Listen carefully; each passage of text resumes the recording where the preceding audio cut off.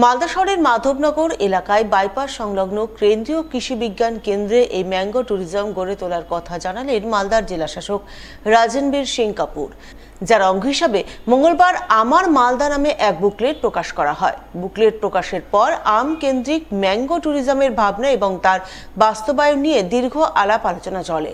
এই আলোচনায় জেলাশাসক ছাড়াও উপস্থিত ছিলেন জেলা কৃষি বিজ্ঞান কেন্দ্রের আধিকারিক দীপক নায়ক সহ মালদা ম্যাঙ্গো মার্চেন্ট অ্যাসোসিয়েশনের কর্মকর্তারা। আলোচনা শেষে জেলাশাসক রাজনবীর সিং কাপুর জানান, দার্জিলিংয়ে যেমন চাকে কেন্দ্র করে ট্যুরিজম গড়ে উঠেছে, সেই আদলে তারা মালদায় আম নিয়ে ম্যাঙ্গো ট্যুরিজম স্পট গড়ে তুলতে চান, যার মাধ্যমে মালদার আম দেশ বিদেশে আরও জনপ্রিয় হবে।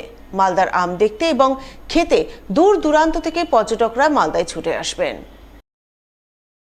অনেক টি ট্যুরিজম হয়।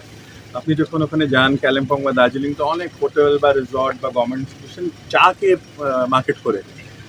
মালদা তো এত বেশি আম প্রডিউস করে, এত বেশি সিল্ক প্রডিউস করে, আমাদের ট্যুরিজম কেন হবে না? তো যারা রোড থেকে, হাইওয়ে থেকে, শিলিগুড়ি থেকে ক্যালকাটা যাবে, আমরা এখানে আজকে নির্দিষ্ট করলাম, ডক্টর নায়েক এখানে আছেন, CISH এর হেড। আমরা এখানে একটা ভালো ট্যুরিজমের ব্যবস্থা করব।